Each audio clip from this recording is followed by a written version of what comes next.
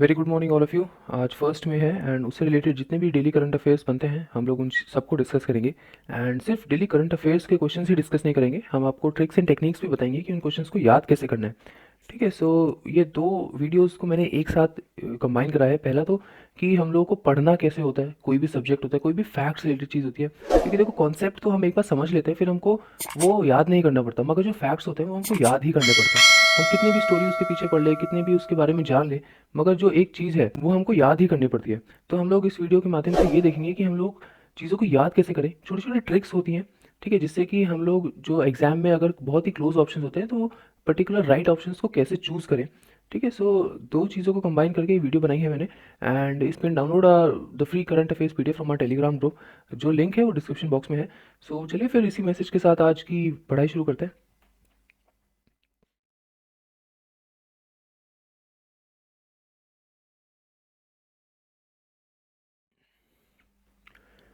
पहला क्वेश्चन है, international jazz day हम लोग कब ऑब्जर्व करते हैं या कब मनाते हैं ग्लोबली। ऑप्शन हैं आपके 28 अप्रैल, 29 अप्रैल, 30 अप्रैल या फिर 1 मई। इंटरनेशनल जैज़ डे है वो हम लोग मनाते हैं 30 अप्रैल में। ठीक है, इंटरनेशनल जैज़ डे हम लोग क्यों मनाते हैं। इंटरनेशनल जैज़ डे जो जैज़ फॉर्म है, डांस फॉर्म होती है एक जैज़ की, ठीक है, तो उसको सेलिब्रेट करने के लिए वो किसको रिप्रेजेंट करती है, वो रिप्रेजेंट करती है पीस को, यूनिटी को, डायलॉग को और एनहेंस्ड कोऑपरेशन अमंग पीपल को। मतलब कि सबके मेल मेल मिलाप को वो रिप्रेजेंट करती है, लोग अच्छे से रहें, खुशहाल जीवन जिए एक साथ एक दूसरे के साथ। ठीक है, इन सब चीज़ों को जो जैज़ डांस फॉर्म है उसको सेलिब्रेट करता है और उसको रिप्रेजेंट करता है। और ये जितना भी इंटरनेशनल जैज़ डे है ये कौन सी ऑर्गेनाइजेशन बनाती है। ये बनाती है यूनेस्को। यूनेस्को क्या है, United Nation Educational and Scientific Cultural Organisation. क्योंकि यूनेस्को की बात हो रही है तो यूनेस्को के डायरेक्टर जनरल जानना बहुत इंपॉर्टेंट है। ठीक है, क्योंकि बहुत सारे ऐसे कैंपेन्स होते हैं, बहुत सारी ऐसी इनिशिएटिव्स होते हैं जो यूनेस्को हैंडल करता है एंड जिनको वो ऑर्गेनाइज कराता है। तो यूनेस्को के डायरेक्टर जनरल हैं ऑड्रे ऑजुले। ठीक है, ये आप फोटो में भी देख सकते हैं, ये है। एंड इसका हेडक्वार्टर्स कहाँ पे, पेरिस में है। राइट, अब इस क्वेश्चन को याद कैसे करोगे। देखो जैज डे है ना, जैज में देखो जेड आ रहा है ना, जेड जैज आ रहा है। अगर हम ए बी सी डी करके करेंगे तो जेड कम्स लास्ट। ठीक है, और अप्रैल में लास्ट दिन कौन सा होता है, 30। राइट, इस चीज़ से याद कर सकते हो, तो जैज में भी लास्ट है ये, है ना, Z is the last alphabet and 30th April is the last day of the month of April. Right, इस तरीके से आप इस क्वेश्चन को याद कर सकते हो। नेक्स्ट क्वेश्चन है, विच स्टेट लॉन्च जीवन अमृत योजना टू बूस्ट इम्यून सिस्टम। एक स्टेट है जिसने जीवन अमृत योजना लॉन्च करी है इम्यून सिस्टम को इम्प्रूव करने के लिए। वो स्टेट कौन सी है, वो मध्य प्रदेश है, हिमाचल प्रदेश है, उत्तर प्रदेश है या फिर आंध्र प्रदेश है। वो स्टेट कोई और नहीं है, वो है मध्य प्रदेश। ठीक है, मध्य प्रदेश स्टेट है। एंड कोविड-19 से लड़ने के लिए सबसे इंपॉर्टेंट चीज़ होती है कि इम्यूनिटी हम लोगों की अच्छी हो, बिकॉज बहुत सारे केसेस में देखा गया है कि जिन लोगों की इम्यूनिटी अच्छी है उन लोगों का कोविड-19 हो भी गया तो वो उन्होंने जल्दी रिकवर कर लिया। राइट, एंड इसी के लिए एक आयुर्वेदिक प्रोडक्ट है त्रिकुट चूर्ण। ठीक है, ये डिस्ट्रीब्यूट किया जा रहा है, जिससे बताया जा रहा है कि इससे इम्यूनिटी इंप्रूव होगी। और ये कौन बना रहा है, ये कौन डिस्ट्रीब्यूट करता है, ये कर रहा है ministry of Ayush. Ayush ministry कौन सी है, आयुर्वेदा, योगा, नेचुरोपैथी, यूनानी, सिद्धा एंड होम्योपैथी। इन सब को मिला के, इन सारी जो एंशियंट हम लोगों की मेडिकल साइंसेज हैं, इन सबको मिला के जो मिनिस्ट्री बनाई गई है वो बनाई गई है आयुष मिनिस्ट्री। जो क्योंकि मध्य प्रदेश के बारे में बात हो रही है तो वहाँ के जो हमारे सीएम है और वहाँ के गवर्नर है उनके बारे में हमको पता होना चाहिए। काफ़ी काफ़ी क्वेश्चंस में आ जाता है एंड मैंने आपको 2-3 बार बता भी रखा है। एक बार फिर से डिस्कस कर लेते हैं। मध्य प्रदेश के सीएम है शिवराज सिंह चौहान, ये आप देख सकते हैं फोटो में लेफ्ट में। एंड वहाँ के जो गवर्नर है वो है लालजी टंडन। मध्य प्रदेश की राजधानी है वो है भोपाल।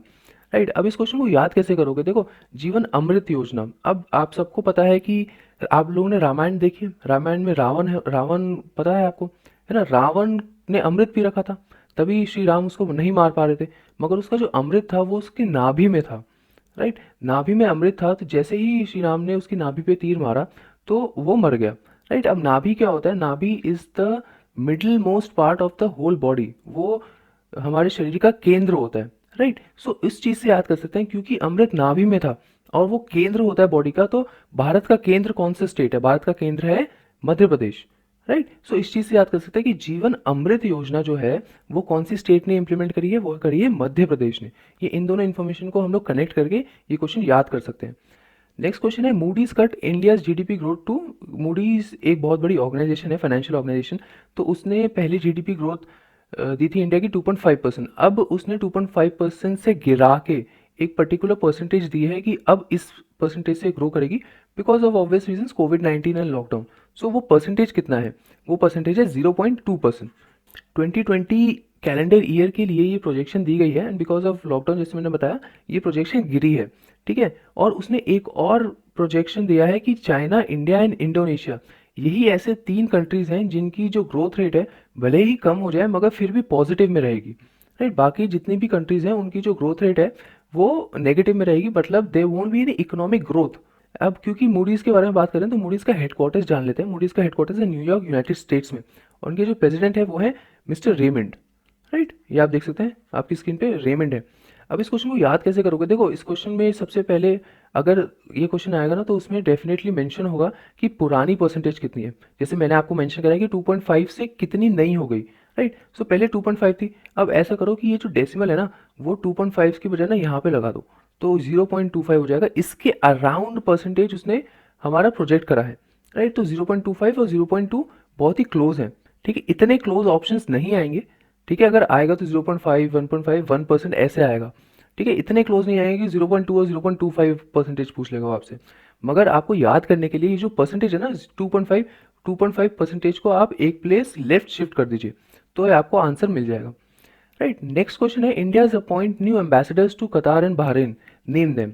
2 एम्बेसडर्स अभी अपॉइंट करे हैं इंडिया ने टू कतर एंड बहरीन, वो उनका नाम क्या क्या है, ठीक है। अब ये 4 ऑप्शन है, 4 ऑप्शन में से 2 सही हैं, तो वो मैं आपको बताता हूँ कि कौन कौन से हैं। तो दीपक मलिक जो है वो असाइन हुए हैं कतार में, एंड पीयूष श्रीवास्तव जो है वो असाइन हुए हैं बहरीन में, राइट। ये आप फोटो देख सकते हैं, ये मिस्टर दीपक मलिक है एंड ये मिस्टर श्रीवास्तव है। सो कतार की कैपिटल जो है वो दोहा है, वहाँ की करेंसी कतार रियाल है, एंड जो पीएम है वो है शेख खालिद, राइट।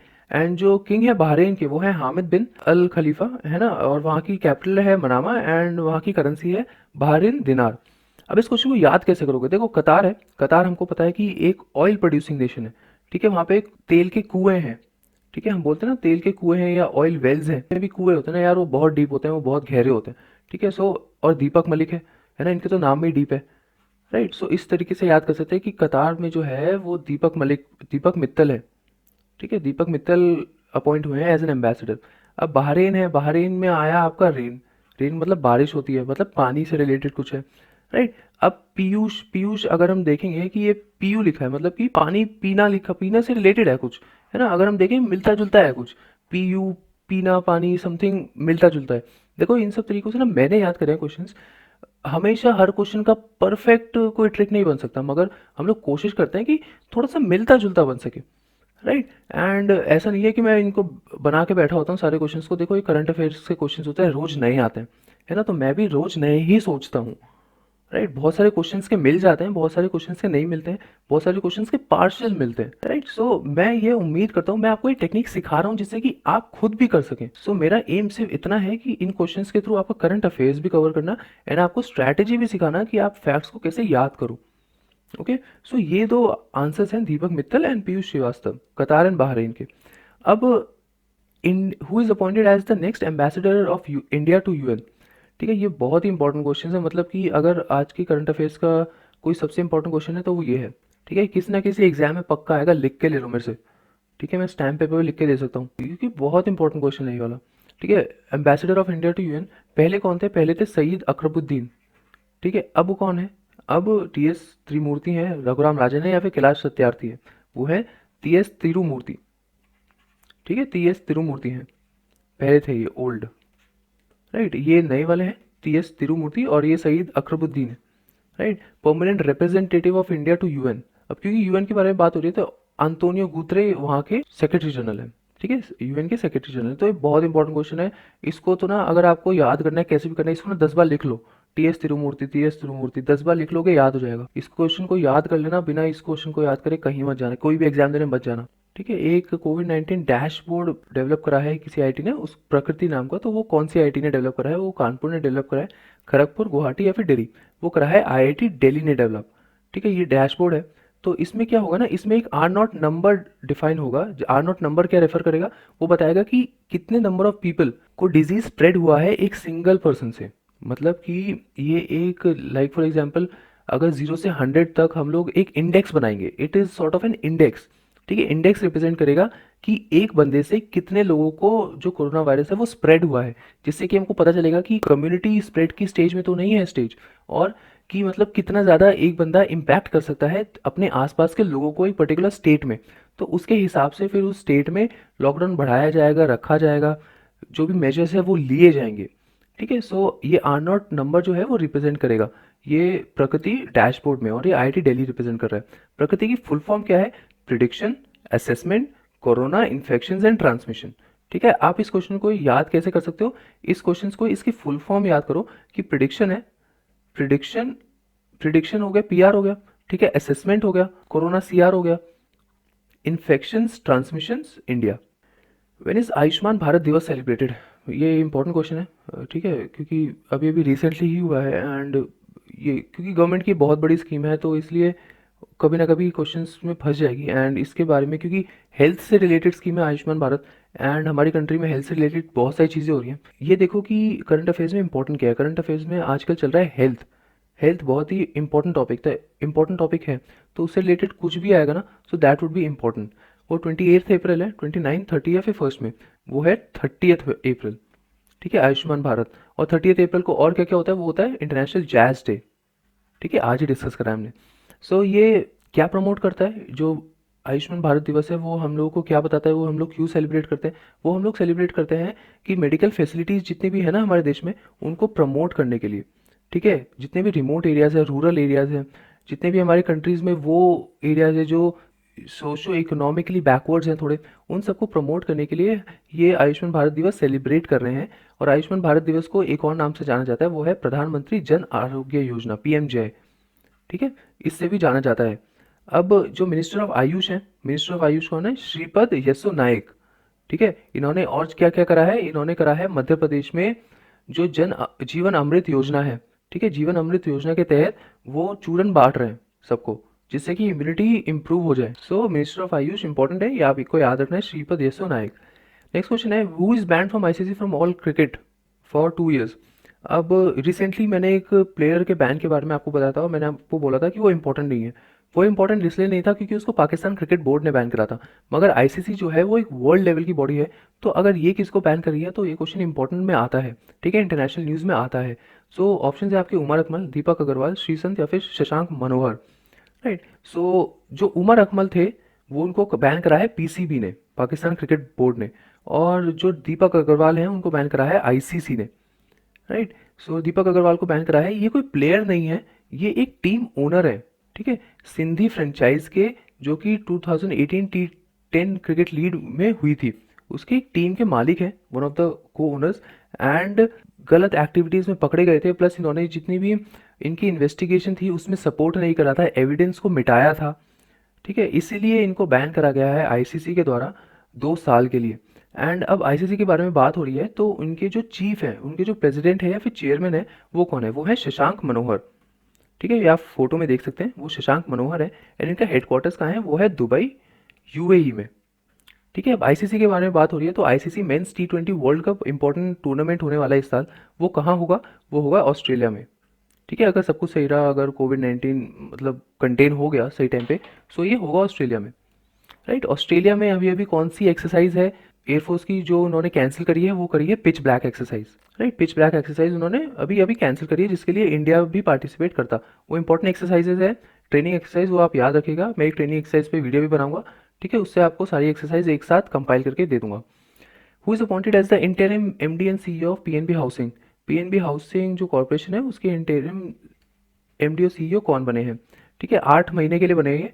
तो वो रजनीश कुमार है, गिरीश चंद्र चतुर्वेदी हैं, नीरज व्यास हैं या फिर सुनील मेहता है। वो और कोई नहीं है, वो है नीरज व्यास। नीरज व्यास है, और उन्होंने किसको रिप्लेस करा है? संजय गुप्ता को रिप्लेस करा है।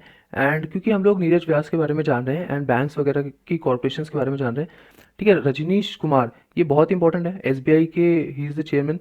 सो इनको याद करिए, इसको याद करे बिना एग्जाम में मत जाना। ठीक है, स्पेशली अगर आप बैंकिंग के एग्जाम्स दे रहे हो। राइट, और गिरीश चंद्र चतुर्वेदी है, ये आईसीसी बैंक के हैं, and Sunil Mehta PNB bank के हैं। ओके, और नीरज व्यास तो आपको पता ही है, पीएनबी हाउसिंग के हैं वो। राइट, ये आप फोटो देख सकते हैं नीरज व्यास की। नेक्स्ट है, who one the Edison award for social innovation? Edison आपको पता ही है, एडिसन ने क्या इनोवेट करा था? उन्होंने इलेक्ट्रिक बल्ब इन्वेंट करा था, राइट। हर साल एडिसन अवार्ड होता है फॉर इनोवेशंस, और जिन्होंने उस इनोवेशंस को इन्वेंट करा है, इनोवेटर्स, राइट, उनको रिस्पेक्ट देने के लिए, उनको ऑनर करने के लिए, ठीक है। तो पर्टिकुलर कंपनी ने जीता है, इंडियन कंपनी ने, तो वो कौन सी इंडियन कंपनी है? वो है टाटा पावर, ठीक है, टाटा पावर ने जीता है। एंड ये जैसे मैंने आपको बताया, थॉमस एल्वा एडिसन, इनको याद करते हुए दिया जाता है ये अवार्ड। एंड जितने भी कंट्रीज़ के बेस्ट इनोवेशंस होते हैं ना, या फिर जितने भी बेस्ट इनोवेटर्स होते हैं कंट्री के, उनको दिया जाता है ये अवार्ड।